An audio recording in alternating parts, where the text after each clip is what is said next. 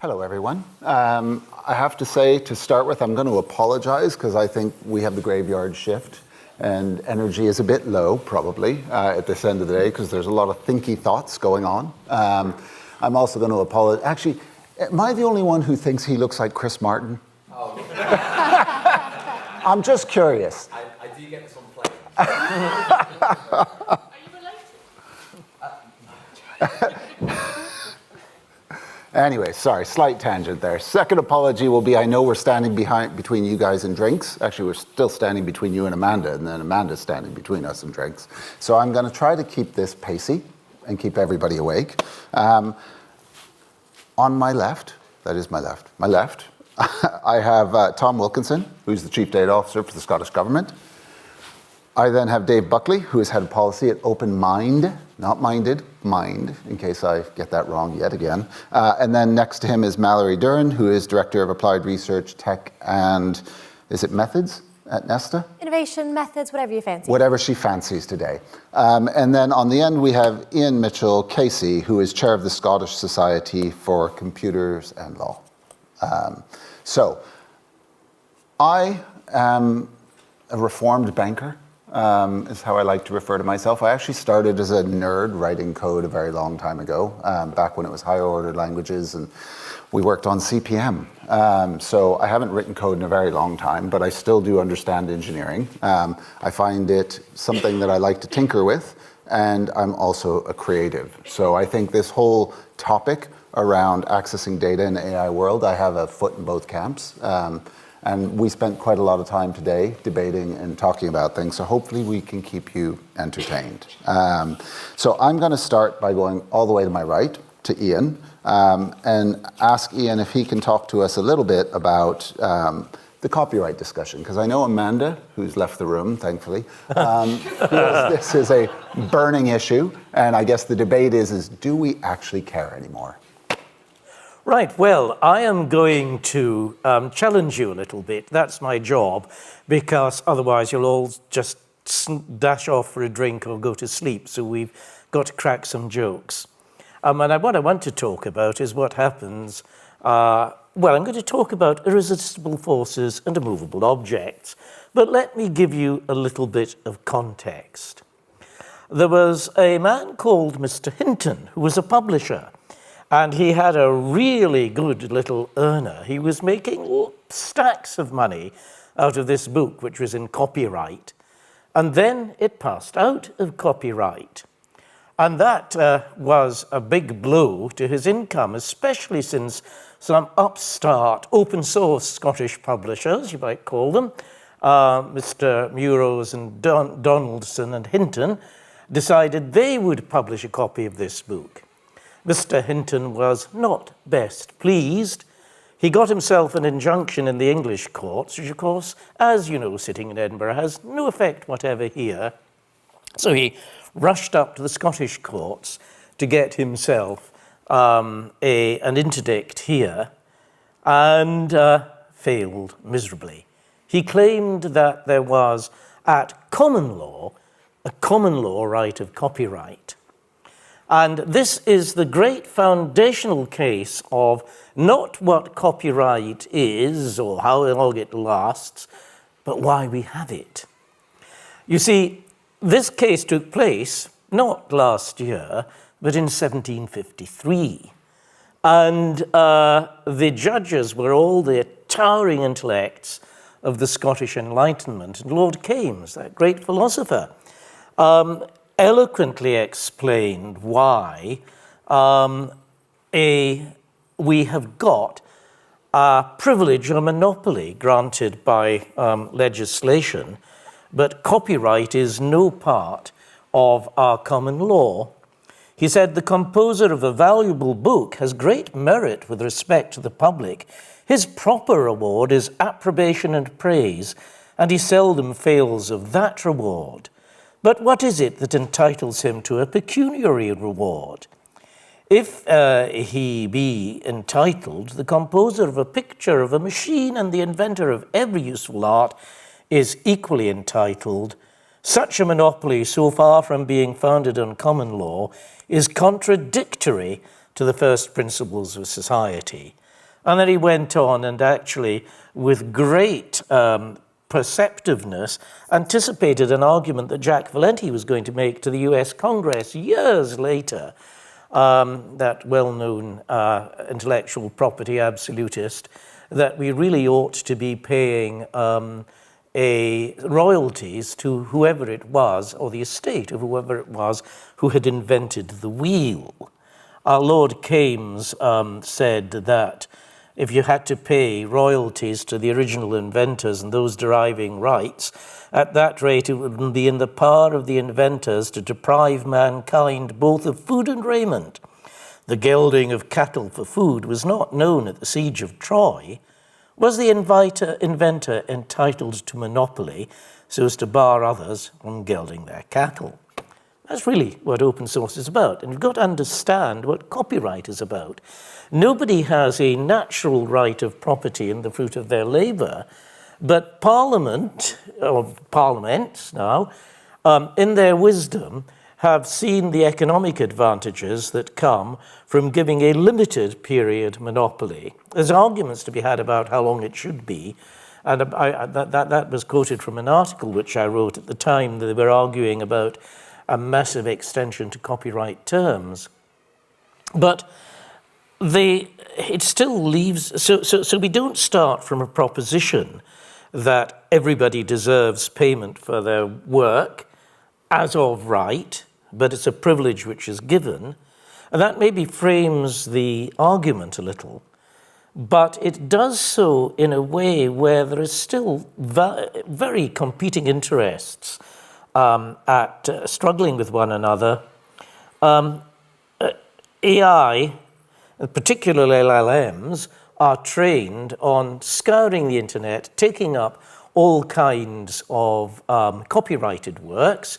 You can ask ChatGPT to produce you a picture in the style of Studio Ghibli, and Studio Ghibli has never licensed its work. So how do we reconcile these two things? Or indeed, has the stable door been opened and has the horse bolted? Is copyright dead?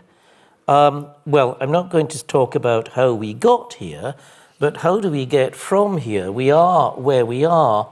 We could take the same approach that the European Commission has, until now, taken to public blockchain, because that is not actually possible to create a public blockchain which is GDPR compliant, because to be out of the sphere of personal data, the data has to be anonymous.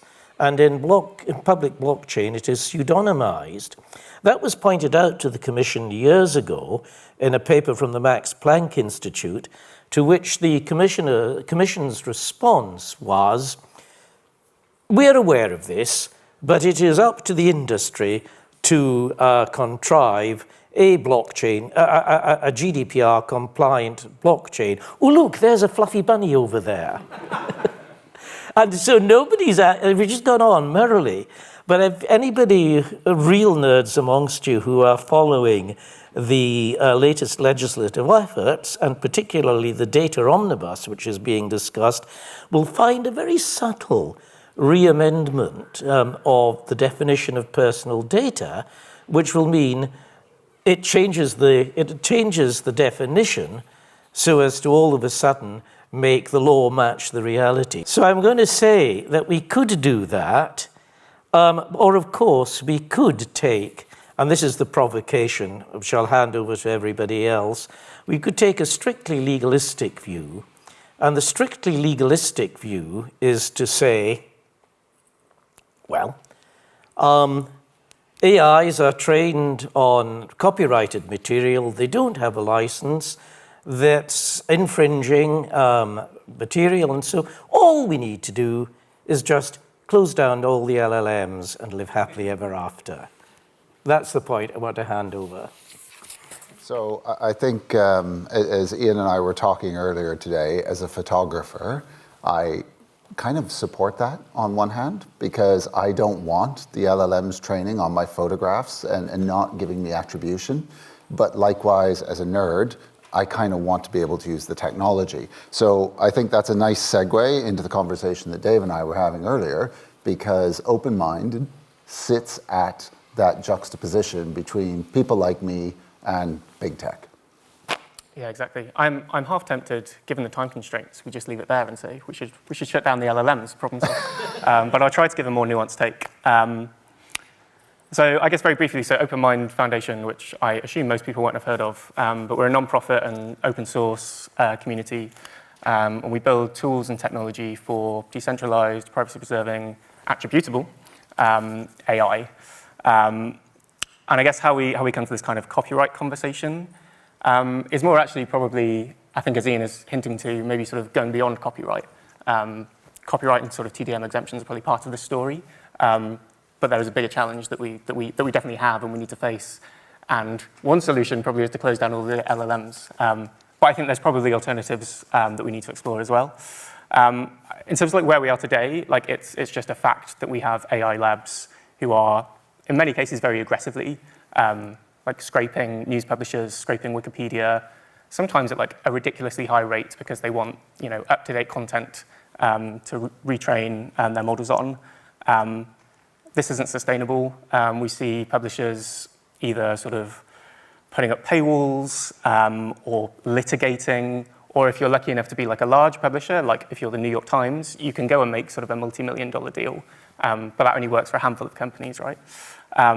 So I guess my sort of position is from more from like a technological perspective, like this isn't sustainable, we need alternative solutions. And I think it's sort of inevitable that we're going to come up with something.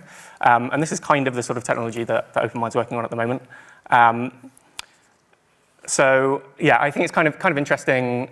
I saw a quote from, what's his name? Paul Keller from the Open Future Foundation, calling this like the paradox of openness. It's sort of on the one hand, openness is amazing for sort of mitigating sort of concentrations of power, right? We all know about open models, how that can enable like local AI, and this is like a great way to sort of get around maybe not having these sort of few AI labs who are sort of in charge of everything in a sense at the moment. But we also have the situation where, particularly on the data side, where you have AI labs who have been able to hoover up all this information, this potentially is entrenching their power. And I guess as I was alluding to before, we also have these large publishers who maybe are now able to serve as sort of really quite powerful gatekeepers of how information flows, like on the internet and through society and all this kind of thing.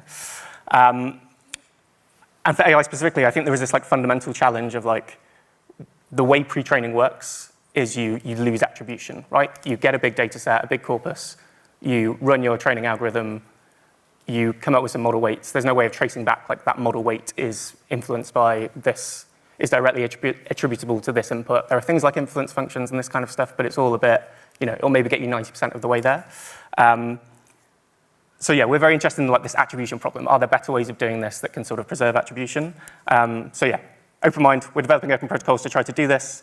And this goes to actually to Anastasia's points that she was making in her presentation earlier, is like this data commons that we have had for many years, where we've sort of had people have like Creative Commons licenses, and this has supported a very open ecosystem. And this has worked because there has kind of been an implicit social license of, as someone who's contributing to the commons, I get something back. It feels like at the moment this is kind of breaking for the various reasons I've discussed. So what we're trying to build is like new ways that we can build this new AI commons that I think sort of Anastasia was alluding to. So at the moment, I'll try to talk about this briefly because I'm very aware of time. So I've mentioned the news kind of a couple of times. So we're kind of doing some pilots at the moment, working with different sort of smaller news publishers on this very issue. So this is basically using like decentralized technology that enables like data producers, so news publishers, individual contributors, like even like people writing on Substack potentially, right, to have more control over what AI use cases their information supports. So at the moment we're doing a lot of this through like inference time through RAG, but you could do this in, we have proof of concepts where you might even be able to do this through sort of like the pre-training phase and have directly attribute outputs you get from AI systems to the inputs that produce that output, right? And if you're able to do this live and in real time with direct attribution, potentially almost like cutting out you can consider like some of these AI models as sort of intermediaries, sort of cut those out of the loop and build this relationship again between people producing content and as the users of these systems, people consuming information in society, sort of bring that direct connection back. and be able to have those sources like directly attributable at the point of use. This is incredibly powerful because all of a sudden you know exactly which sources have been contributing. You can automatically give them credit. You can potentially give remuneration. And even on the side of the news publisher, you can get to a point where you're not having to give over like full control over how your data is used, because it's not just been hoovered up into some big data set that you have no oversight over. So you can maybe say much more granular things, right? So I permit this piece of content, this photograph, for example, to be used for like public interest research, and that can be done for free, and that's a great thing. But if it's going to be used by sort of a commercial AI company for some particular use case, I might forbid it, or I might say that is permitted, but with a certain level of remuneration depending on the use. So yeah, this is like maybe a little bit blue sky thinking, but this is the sort of thing we're working on to try and build this more kind of sustainable ecosystem. And I guess maybe my final point I'd make on kind of the openness side of things is if you kind of think about this in maybe the end point of this kind of technology, which, as I was saying, I think this kind of technology is inevitable in a sense, but as with all technology, it could happen in many different ways. And maybe I would say this because of who I work for, but I think the ideal way is that like these are open protocols, right? I'm talking about protocols for how information is mediated in society, which and AI, LLMs are increasingly the way by which we are consuming information in society. So if you perceive these as communication protocols, I'd really like them to be open protocols, like the underlying protocols of the internet, which we would all agree is like a great public good, and maybe less like some of the things, I won't mention any names, but some of the kind of applications or whatever that we built on top where you end up with gatekeepers, you end up with like rent-seeking organizations sort of serving as middlemen for like mediating information in our kind of technology ecosystem. So yeah, that's what we're trying to build. And yeah, I guess like maybe an important thing to sort of highlight before I finish is, and also going back to this copyright debate that's been happening, often gets framed in this like really unhelpful binary of like, it's the creators versus the AI labs. There is so much more nuance, as I think sort of Iain has alluded to, but like creators is doing like such a lot of heavy lift in there. Like Taylor Swift is very different to like a much smaller band, for example, and how their information might be used by these systems, like individual contributors versus large news organizations. And then you have all different types of media, down to like individual photographers who might want to exercise different kind of rights over how their information is used. So I think I'll pass back to. I love the idea in principle, right? Sure. But I'm going to take a time machine back 20 years ago when I was a baby banker, and I was part of the OFT response group with the Cruikshank report and wound up in various arguments at the Treasury with Gordon Brown and the FSA. And that was where we started to conceive the genesis of what should be open banking.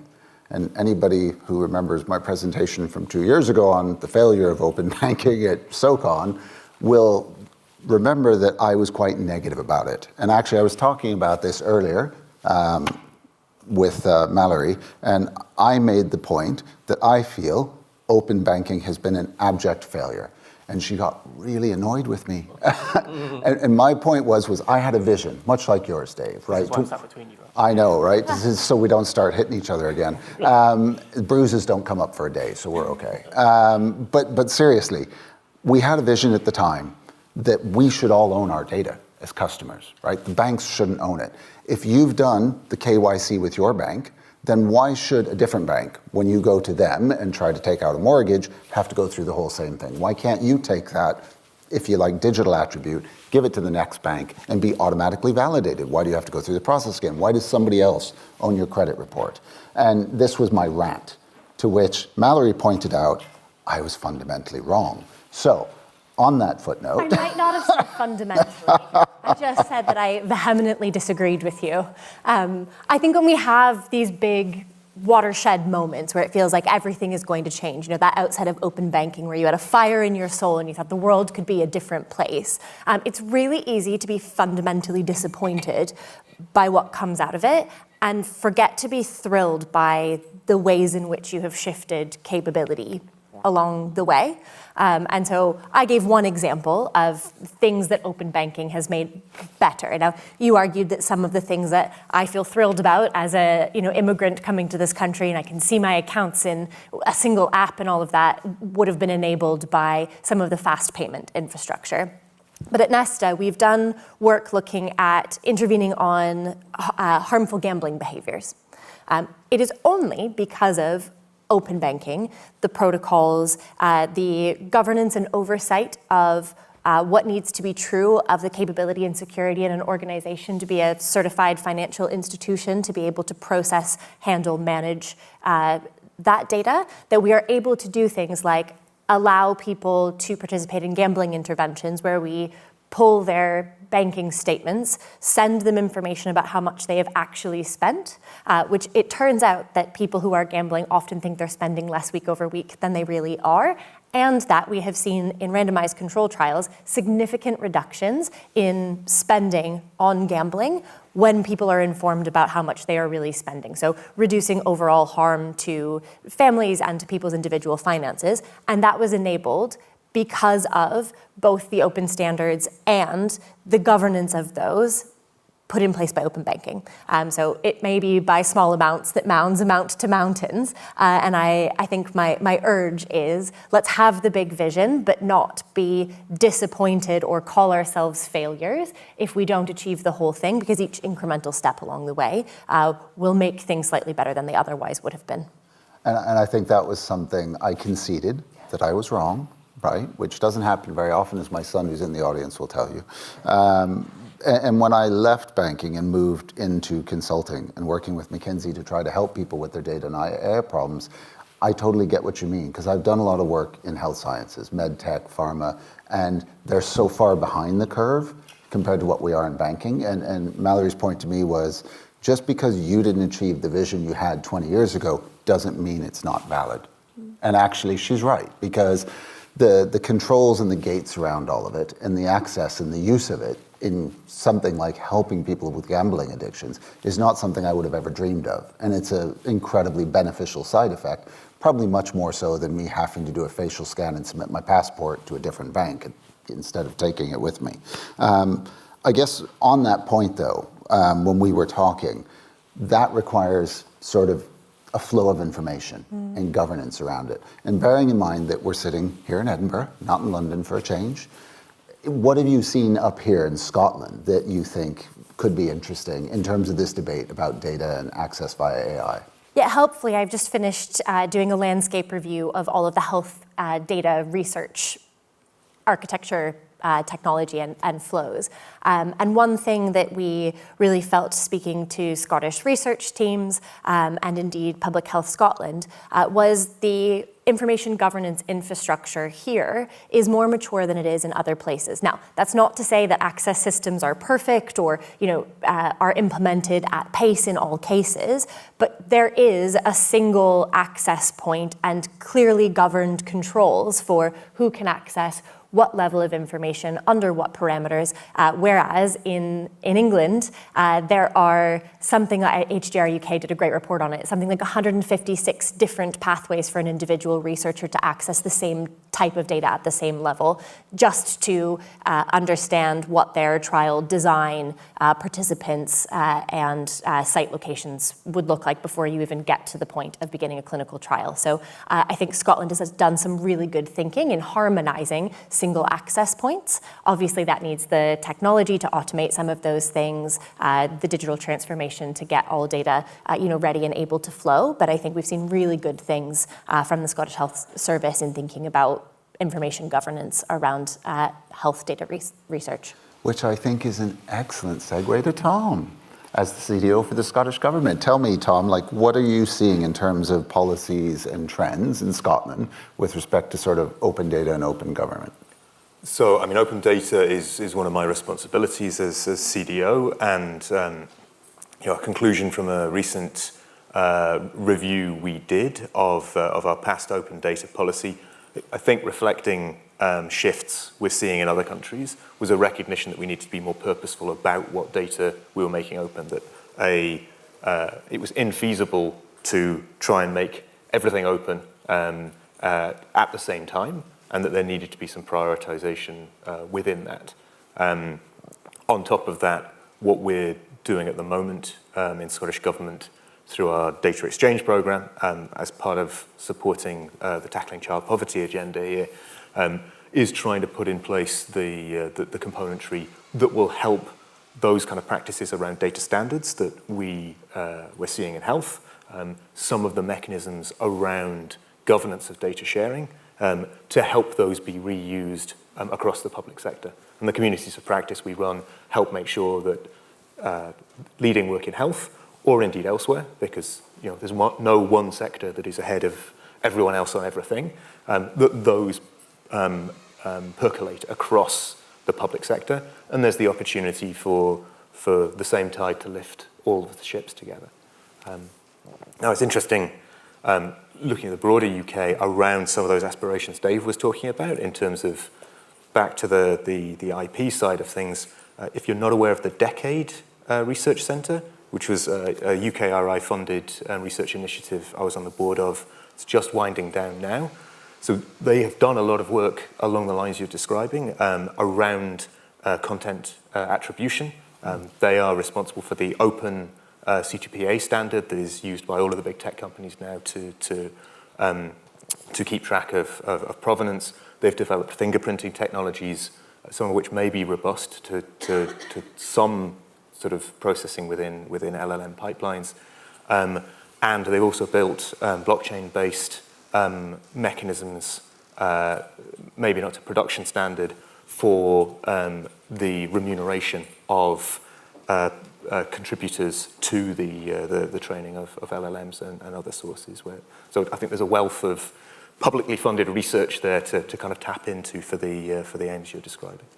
So bearing in mind again, sitting here in Edinburgh, your home patch, if you like, what is it that you need from the people here, right? So we've got the open source community sitting in the room on the end of the cameras, what is it, I guess, that in a symbiotic way, right, that we can get you and the rest of the panelists to look at that outreach in terms of what can the community do to feed back in, but also how can we boost it here, right? How can we resurrect Silicon Glen, as it were, with the departure of HP and Intel and the winding down of the chip things, how can we do the next thing but do it for open source, for instance?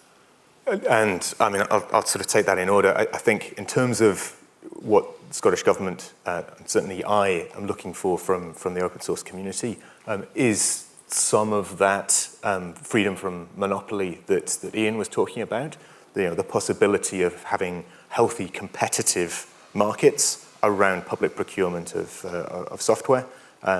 Scotland has a long history of bridging UK and EU and strong policy positions on that. And we've recently seen the EU take a stance around open source. Scottish Government does not have a policy along those lines, but you could expect Scotland to be looking to Europe as it has done in the past, and looking to make sure that it is part of that community as well as the UK.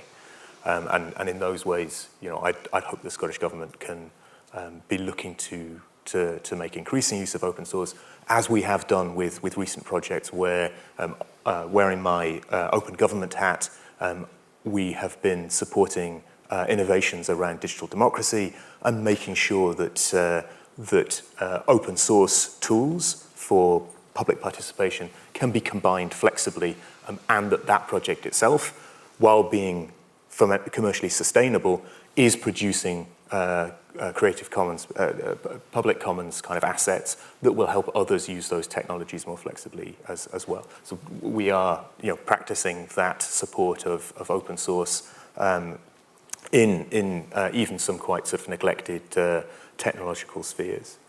To come around to Silicon Glen, part of our new AI strategy launched this year does focus on semiconductors. Scotland, obviously has an esteemed sort of university sector with more top 500, top 100 universities per person than anywhere else in the world.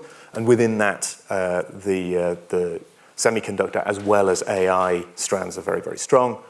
We're hoping to support that as Scottish Government and make sure that some of the next generation of semiconductor technologies coming out of those research programs gets the support that it needs to scale up to production, and we'll continue to see that evolve as the AI strategy, which is an agile strategy, continues to develop over the coming years. Cool. Can I give a bit of an example? Tom, you're important in open sourcing things, and that innovation for democracy challenge that you talked about is one a team at Nesta put a bid into and was part of interviewing for. And one of the most challenging things that Tom and his team did during that was challenge the commercial model the team had come up with. So component parts of the platform that had been built, which was sort of a digital deliberation type software, some of which had open source components, some of the Rails were open source, but there were things that were not yet open. And you sort of hinted at it there, but the team felt really challenged by how to create commercial feasibility while also being open. And at the end of the day, the team wasn't able to mature their thinking fast enough to be an end candidate in that. But that's a good thing, right? Tom pushed us to think harder about whether being closed was actually a precondition to commercial viability and has actually shifted the mindset. We are opening more things using Creative Commons licenses in a different way. And I think that role of really pushing the people doing the development, even when you think you've got public good at your heart and mostly open principles, someone who says, actually, that's not good enough for our money is a really important provocation. And I think maybe would say the same thing to everyone else in this community is, keep being agitators and provocateurs, because if no one is beating the drum and shouting, it's really easy to make the excuse of commercial viability and economic growth when actually those two things aren't diametrically opposed at all. So I would say Tom and Scotland are very important to challenging those of us developing open-ish who could be doing better. I'll accept that flattery. Thank you very much. All right, it's 17:46 according to the clock, and I'm trying to get us back on track. Do we have a roving mic out there? Do we have a question for anybody on the panel? Anybody at all, or do you just all desperately need a drink? There's one there. Thank you for being standing at the front when you need microphone. Oh, I'm always at the front. Hi, it's Paula Wilkie here from Skills Development Scotland. Hello again. Now I get to ask you a question, Tom. So, yeah, Scottish Government, AI, open source software. I've actually found it quite difficult working with the Scottish Government, particularly around introducing some concepts about AI. And I want to ask, did you find that you were a little bit behind and you're doing a catch-up now? Because looking at existing procurements and the way we do it in the Scottish Government, it's 4 year terms. It takes a lot of time. Implementing after the effect of AI being rolled out on procurement, so we get the benefit, we get the structure back in. We approached the Scottish Government, and you got to admit at that time you didn't have an answer, so we made one up ourselves. But do you think now that you've seen that landscape that you're further forward, you've got a better idea of where you're heading for in your strategy on managing AI for the public good in the public sector? I think we were possibly ahead of the curve in that the preceding AI strategy published in 2021, ahead of pretty much any other nation in the world, focused on trustworthy, ethical and inclusive AI, put in place a lot of mechanisms to achieve exactly that. For example, Scotland's AI register, another world first as far as I'm aware, making sure that use of AI in the public sector was publicly visible.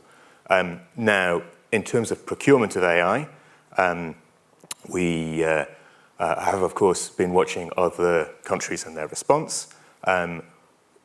Whereas with procurement of data, we've been working with entities like Scotland is to make sure that standard terms and conditions might in future include expectations around compliance with data standards and obviously open standards to make sure that interoperability of data and the software that relies on it is easier to achieve.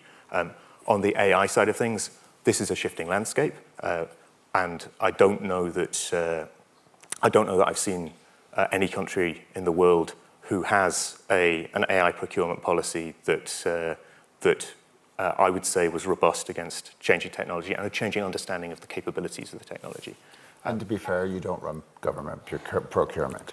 And I don't run government procurement. Where I give advice to them, I'd say, sort of a key point has been to not rush to try and stop the use of AI in submitting bids to procurement, precisely to benefit from the sort of democratizing effects of letting smaller specialist companies compete with the bid writers who larger companies can afford to involve. So if I could actually chip in on procurement and put my cards on the table. I was being deliberately provocative, but how do you balance these competing interests?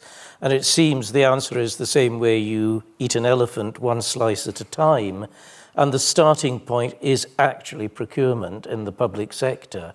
The public sector has at least professed its commitment to open source, both in the UK and in Scotland for years. And, the death of copyright is much exaggerated, but on the other hand, it is a model which is pretty well on its last legs. And there has to be a new tomorrow which carries on rewarding authors, and I'm not going to get into that topic. I think you had a discussion about that earlier.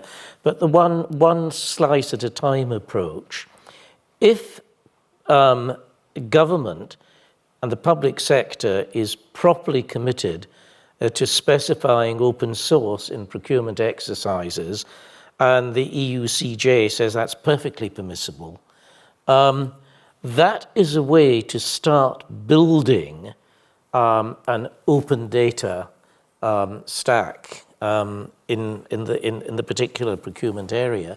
So forgive me for being awfully serious at the end. I was trying to cheer you all up a bit earlier on. But I think that is our starting point. It's what it actually kind of addresses is the fact that Amanda was making to me, which is that have we just wasted 3 years arguing about copyright infringement when all this data was hoovered up anyways, right? How do we move forward from here? Yeah. And I think arguably there's a lesson for all of us in this panel, which is that maybe we're talking to the wrong ministers and the wrong conversation in government, and that what we should be talking about is this issue around software as a product or a service, yeah, and the procurement of open source and making it a priority. And then to the point you were trying to look at with Open Mind, right? How do we actually make sure that we fairly compensate the people who contribute the IP? Because I have no problem with my photographs being reused. I just would like to be able to pay my mortgage, feed my kids, and get some recognition for it. I'm not looking to be Elon Musk level of richness here. Does anybody else have one final question? It's 5:52, so Amanda's glaring at me. No. All right.